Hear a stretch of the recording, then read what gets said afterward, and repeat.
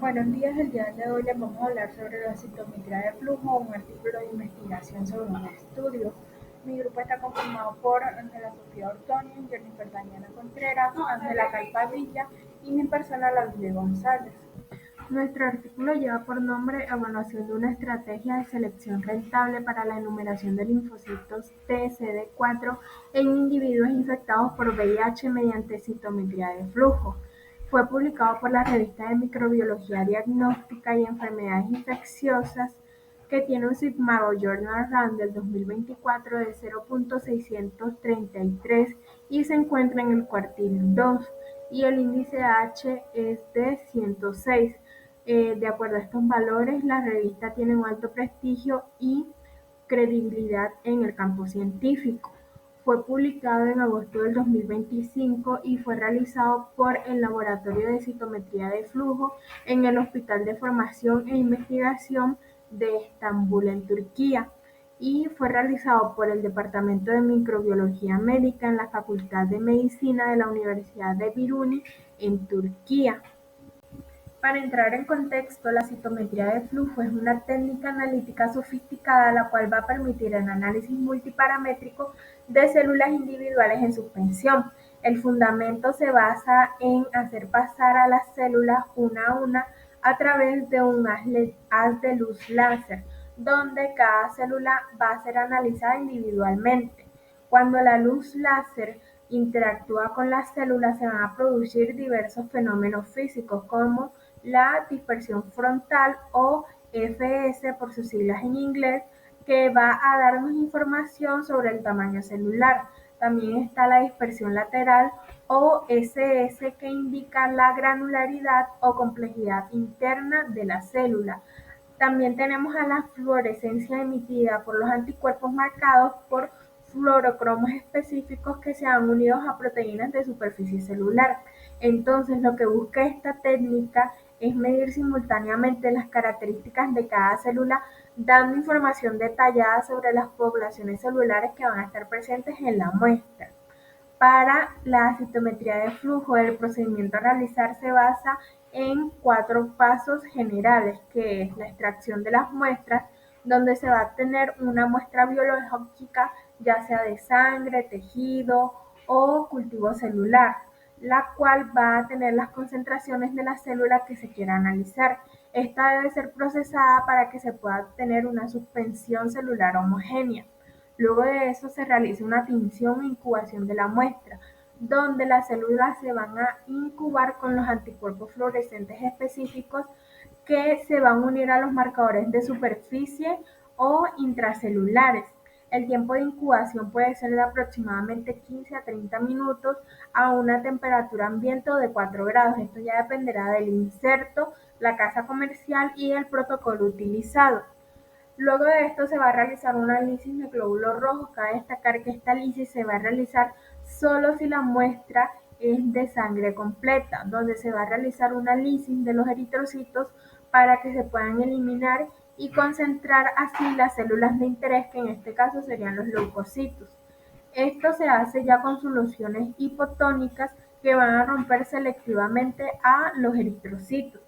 Y por último se va a hacer la lectura y análisis de los resultados, donde las células marcadas con el fluorocromo pasan por el citómetro de flujo, donde el láser va a excitar los fluorocromos, los detectores van a captar las señales de fluorescencia y la dispersión de la luz, que se van a generar también los histogramas y los gráficos de los puntos.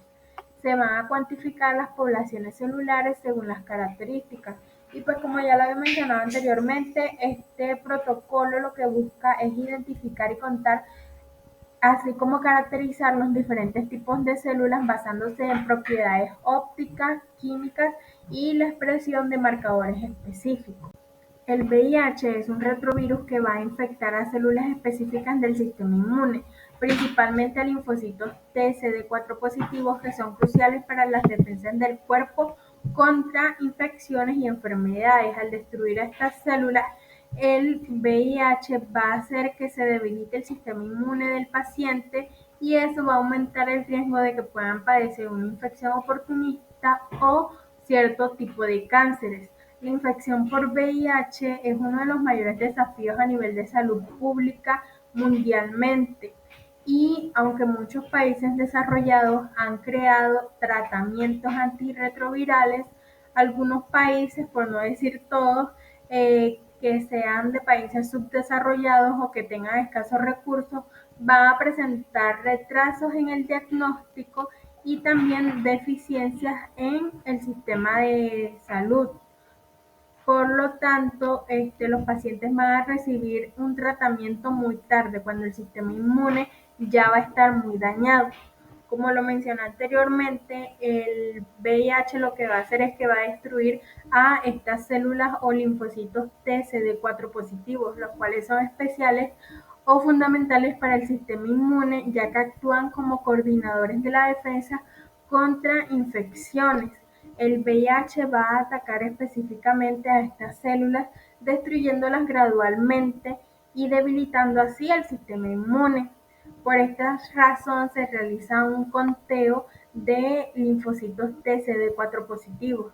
El conteo le va a decir al médico qué tan fuerte o estable está el paciente o está el sistema inmune del paciente, cuándo se debe comenzar el tratamiento, para saber si el tratamiento está funcionando y para saber también qué tan grave es la infección. Como ya lo venía mencionando anteriormente, la citometría de flujo es una tecnología avanzada que funciona como un contador inteligente de células, donde las células van a pasar a través de un láser. Cuando este láser toca a cada una de las células, va a poder medir el tamaño, la forma interna y detectar marcadores especiales como etiquetas fluorescentes que se pegan a tipos específicos de células.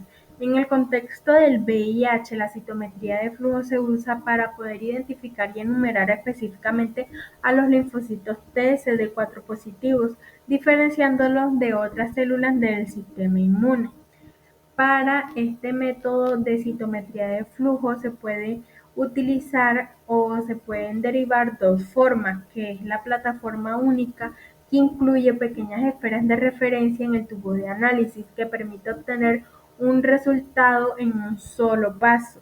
Es fácil de usar, pero estas esferas, al ser especiales, hacen que el método sea mucho más costoso. El segundo método es uno llamado plataforma doble, en el cual se van a requerir dos análisis por separado, que en el primero se va a obtener el porcentaje de células CD4 positivas por medio de la citometría de flujo, y luego se va a combinar con el conteo total de glóbulos blancos de un hemograma. Este método es mucho más barato que el anterior, pero puede presentar una complicación, y es que se requiere coordinar ambas pruebas que son diferentes.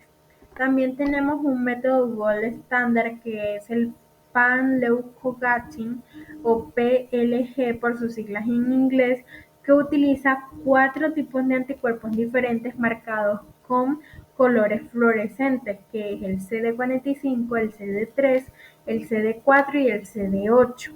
Este proceso va a funcionar como un filtro de múltiples capas, donde primero CD45 va a identificar a todos los glóbulos blancos de la muestra y va a eliminar a las células muertas y otros elementos no deseados. Después, dentro de los glóbulos blancos de la muestra se van a identificar a los linfocitos por las características especiales de ellos. Luego de esto, CD3 va a seleccionar específicamente a los linfocitos T, y finalmente los marcadores CD4 y CD8 van a clasificar a estos linfocitos T en los diferentes subtipos. Este método es muy preciso y da información detallada. La única desventaja es que al requerir 4 tipos de anticuerpos diferentes va a ser un método mucho más costoso. Entonces ahí radica el problema o la incógnita de este artículo. Aunque es un método muy preciso, este método gold estándar tiene como problemática es que es muy costoso. Los anticuerpos mononucleares son extremadamente caros y el método estándar eh, necesita de 4 tipos diferentes. Además de esto, se requieren equipos especializados que también son muy costosos. Se requiere que el personal que esté en el laboratorio esté capacitado para realizar este procedimiento y pues también se tiene que tener en cuenta el mantenimiento regular. Entonces, estos costos hacen que se necesite una alta como prevalencia en estos países que son de escasos recursos y pues obviamente el método Gold Standard no serviría en estos países en vías de desarrollo. Entonces, lo que busca o el objetivo del artículo es investigar métodos alternativos que sean rentables y que tengan diferentes o que propongan diferentes estrategias de selección para la determinación de los linfocitos TCD4 positivos en las muestras de VIH. Y si se tiene un método alternativo que pueda ser funcional, y que pueda ser igual de funcional y específico que el método estándar, podría revolucionar el manejo del VIH en el mundo.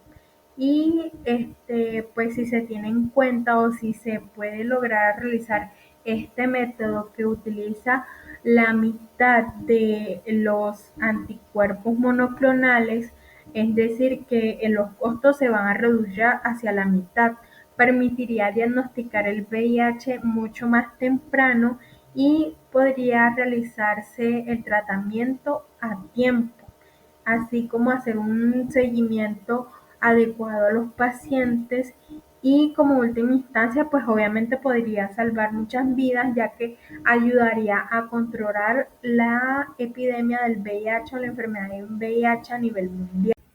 Bueno, para hablar de los materiales y los métodos que se usan en este tipo de procedimiento, las muestras más comunes que se usa es la sangre periférica, que fue la que se usó en el análisis que nos relata el artículo. También se usa médula ósea, líquidos corporales como cefalorraquídeo, bronquial, tejidos sólidos como el ganglio y el vaso. Los tubos que se utilizan son los que contienen anticoagulante EPTA, que ese es un quelante de calcio, para muestras estándar que, aunque no es adecuado, sí se necesita para estudios funcionales que requieran calcio. También están los tubos que contienen heparina o citrato. Estos son para casos específicos donde necesite preservar las funciones y la morfología celular. Entonces, en el estudio nos dice que se recogieron 3 mililitros de muestra de sangre periférica de 1.000 pacientes con tubos que contenían anticoagulante EPTA. Las muestras se transportaron al laboratorio a temperatura ambiente y también protegidas de la luz. Esto es importante porque estos compuestos fluorescentes pueden degradarse o perder intensidad de la señal si se exponen a la luz ambiental, especialmente a la luz blanca o ultravioleta, lo que provoca la disminución de la fluorescencia. Esto pues cuando vamos a hacer como tal el procedimiento de la citometría de flujo. Entonces va a haber una disminución de esa fluorescencia emitida y por lo tanto pues los resultados son menos fiables, nos puede llevar a falsos negativos y pues por ende a malinterpretar como tal los resultados. Entonces la manipulación inicial nos dice que se utilizan 200 microlitros de sangre para el análisis de las poblaciones como son los linfocitos T. También las muestras se necesita que sean frescas, menos de 24 o 48 horas y mantenerlas a 4 grados Celsius para evitar la apoptosis. Porque las células muertas aumentan la autofluorescencia y pues esto nos lleva a resultados erróneos. También es importante evitar las vibraciones, por eso no se recomienda utilizar el vortex para mezclar, sino hacerlo pues preferiblemente manual con agitaciones suaves. También para la reparación y las suspensiones celulares, entonces se utilizan soluciones hipotónicas o químicas para poder lisar a los glóbulos rojos como por ejemplo el cloruro de amonio, que hace que lise estos eritrocitos sin causar daño como tal a los leucocitos. Y pues las centrifugaciones posteriores se hace pues para eliminar todos estos restos celulares, y también seguido se hacen una serie de lavados con solución salina isotónica. Otras de las recomendaciones que se debe de tener en cuenta para el procedimiento son el material de los tubos empleados, como son los tubos de polipropileno, para reducir la adhesión de los monocitos y que haya menor afinidad con el poliestireno. También que se utilicen volúmenes según su necesidad, tubos de 5 mililitros para citometría estándar o placas de 96 pocillos para análisis múltiplex. También se utilizan el buffer de trabajo, que sea un medio con menor del 2% de suero fetal para minimizar las uniones inespecíficas. Entonces se emplea también unos controles, que son unas células sin marcar, que sería el control negativo, y unos control de compensación, que son células teñidas individualmente con cada fluorocromo. Se realizan unas incubaciones de 30 minutos en oscuridad a 4 grados Celsius para evitar la fotodegradación de los fluorocromos, como ya lo había explicado anteriormente, que estos eran fotosensibles. Y pues también es importante el filtrado, pasar la muestra por un filtro de 40 o 60 micrómetros antes de cargar en el citómetro para poder eliminar todos estos tipos de agregados, para que no nos interfieran como tal en el resultado. Y las densidades celulares de 10 a 20 milímetros para separar células y de 1 a 2 milímetros para los análisis de las placas. Entonces, lo que se llevó a cabo en el estudio que nos habla el artículo fue que las muestras se procesaron en menos de 6 horas, según pues la instrucción del fabricante. Estas, cada una pues se utilizó anticuerpos monoclonales diferentes, o sea, unos con fluorocromos específicos. Por ejemplo, para el CD3 fue con isotiosinato de fluorescencia, el CD8 la ficoeritrina, el CD45 con la proteína piridinina clorofila, el CD4 con el aloficocianina. Y pues, estos reactivos de fluorescencia directa de los 4 colores está diseñado para identificar y cuantificar porcentajes y recuentos absolutos de los linfocitos T maduros en la sangre completamente lisada, permitiendo así la inmunotipificación precisa de las subpoblaciones linfocitarias, como son los linfocitos T colaboradores, que vienen siendo los CD3, los CD4, los 2 positivos, y los supresores citotóxicos, los CD3 y los CD8 positivos. Las muestras se sometieron a un procedimiento siguiendo pues la casa comercial que en su momento ellos utilizaron, que incluía la incubación con el reactivo, como lo había dicho anteriormente, el análisis de los eritrocitos, y posteriormente pues utilizaron un citómetro de flujo en menos de 30 minutos para evitar que se degraden como tal las células y haya pérdida de la señal. Se diseñó un panel especial para que cada muestra fuera analizada en una única ejecución, optimizando pues así la eficacia y la reducción de la variabilidad técnica. Entonces, la proporción de los linfocitos CD4 respecto al total de los linfocitos se determinó mediante unas estrategias de selección GS diferentes a una sola ejecución. La primera estrategia corresponde al método estándar SM, que utilizaron los marcadores CD45 y CD3 para una identificación precisa de la población total linfocitaria. Y la segunda estrategia, un método alternativo simplificado, AM, que excluye los marcadores CD45 y los CD3, lo que simplifica el análisis y puede facilitar la aplicación en entornos con recursos limitados o que se requiera análisis rápidos. Ambos métodos fueron comparados con la figura con la que se encuentra ahí, que ahora más adelante pues la voy a explicar. y esto pues nos muestra la eficacia y la concordancia en la identificación de los linfocitos CD4, mientras que se excluyeron el análisis de las células distintas a los linfocitos CD4 positivo para asegurar la especificidad del estudio. Bueno, entonces vamos a hablar de los métodos que se utilizaron para el procedimiento, que fueron el método estándar SM. Bueno, aquí lo que se hizo fue que se seleccionó inicialmente las células que contenían el clúster de diferenciación 45 positivas, que esta está en el gráfico que dice CD45SS. Entre las células CD45 positivas se clasificó como linfocitos una población con expresión brillante de CD45 y que contenía baja dispersión lateral. Estas células se clasificaron y se transfirieron al siguiente gráfico, donde se identificaron las células que expresaban el clúster de diferenciación 3, lo que indicaba que los linfocitos T, los linfocitos T eran los que están marcados de rojo.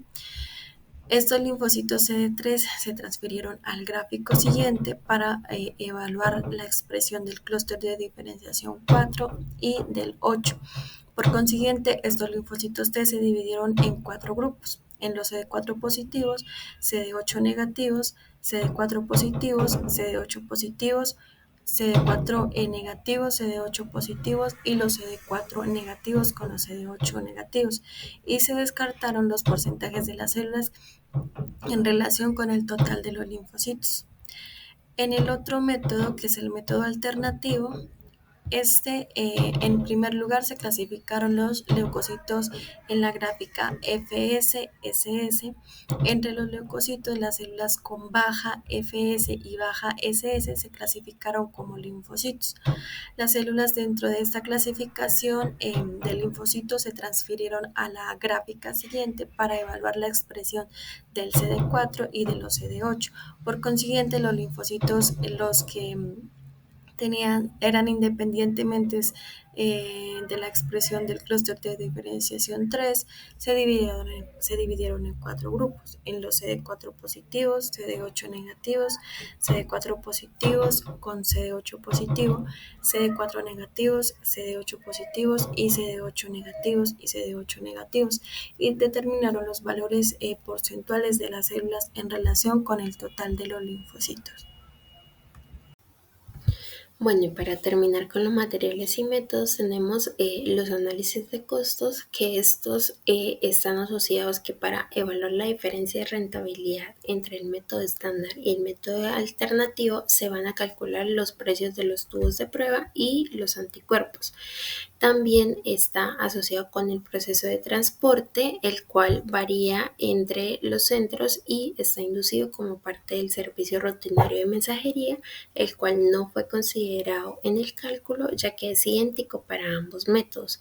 Estos precios pues fueron obtenidos de un distribuidor afiliado. Y por último tenemos los análisis estadísticos, en el cual tenemos que los datos fueron analizados con el programa SPSS de la versión 26, donde también se hizo un análisis previo con el programa R para calcular el tamaño mínimo de la muestra, que fue de 328 pacientes. Para comparar los dos métodos, primero se usó la correlación de Pearson para ver si los resultados se relacionaban entre sí, y segundo se usó la prueba de Mann-White-Wood porque los datos no tenían una distribución normal.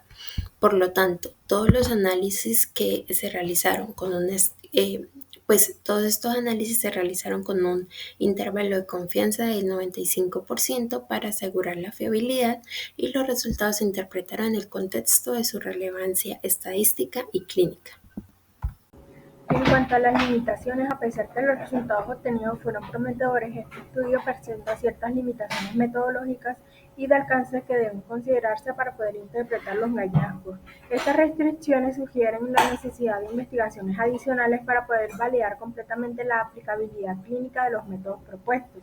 Entre las principales limitaciones está que el estudio se centra en su alcance geográfico y seguimiento clínico, aunque incluye datos de múltiples centros médicos, todos provienen de una misma región epidemiológica, lo que limita la generalización de los resultados a poblaciones con diferentes características demográficas y patrones de enfermedad. Además, el estudio no evaluó cómo las variaciones en los niveles de las células CD4 positivas, un indicador clave en el estado inmunológico, podrían influir en las decisiones terapéuticas de los pacientes, y tampoco se realizó un seguimiento a largo plazo para poder determinar si este método de monitoreo inmunológico es realmente efectivo en la práctica clínica cotidiana. Por lo tanto, se necesitan estudios más amplios, con mayor diversidad geográfica y un seguimiento prospectivo prolongado para poder validar completamente la utilidad clínica de esta metodología. En cuanto a resultados, estos demostraron una correlación estadística extremadamente fuerte entre ambos métodos, con un coeficiente de correlación de Pearson de 0.993, indicando que ambos procedimientos producen resultados prácticamente idénticos. La prueba de Mann-Whitney reveló que no existen diferencias estadísticamente significativas entre los métodos. El método estándar reportó un promedio de 31.65 más o menos 11.27% de linfocitos CD4, mientras que el método alternativo mostró 31.19 más o menos 10.98%, aunque el método alternativo reportó consistentemente porcentajes ligeramente más bajos que CD4, esta diferencia se atribuye a la ausencia del marcador CD3 y al uso de gráficos fin a inicio e inicio a fin, sus siglas FESSS, en lugar de CD45 para la identificación de linfocitos. En cuanto a los aspectos más importantes del debate, se tiene que, como primer punto, la investigación responde a una necesidad crítica en países de bajos ingresos donde los altos costos de los métodos estándar de citometría de flujo limitan el acceso al monitoreo inmunológico de pacientes con VIH. Segundo, los autores destacan que investigaciones anteriores han explorado métodos alternativos similares.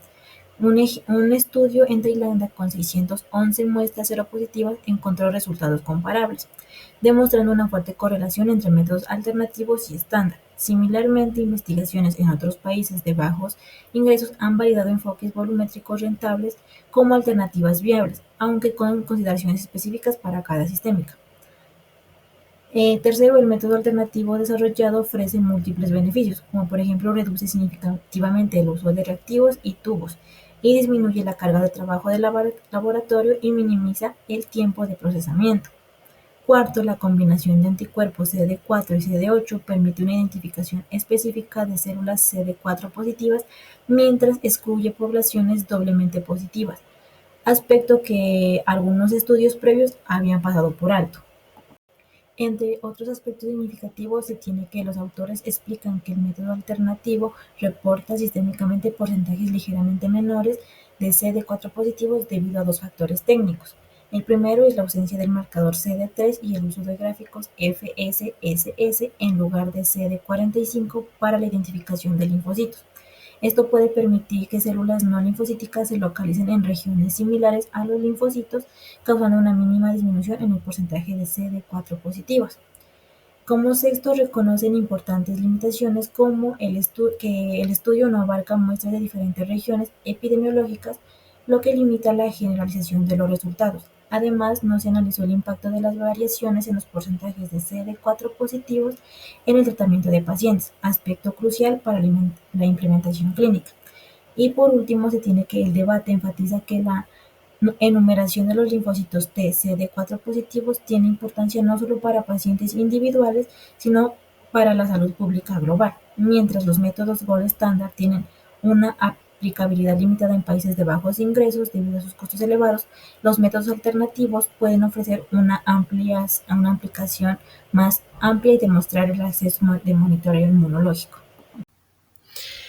Para concluir con nuestra exposición, entonces tenemos que el método alternativo que utiliza solo los anticuerpos CD4 y CD8 demostró una alta correlación estadística con el método estándar y no presentó diferencias significativas en los resultados, lo que sugiere que puede ser una alternativa viable y confiable para la enumeración de linfocitos CD4 en personas con VIH. También que el uso del método alternativo reduce en un 50% los costos asociados al análisis por citometría de flujo, lo que representa una solución prometedora para el monitoreo inmunológico en regiones con recursos limitados sin comprometer sustancialmente la precisión del diagnóstico. Y pues para terminar, ya a pesar de que sus ventajas del método alternativo tienden a subestimar ligeramente los porcentajes del CD4 debido a la ausencia del marcador CD3 y al uso de estrategias de selección menos específicas. Por ello se recomienda validar su aplicación en diferentes contextos epidemiológicos antes de su implementación clínica generalizada. Gracias. Gracias.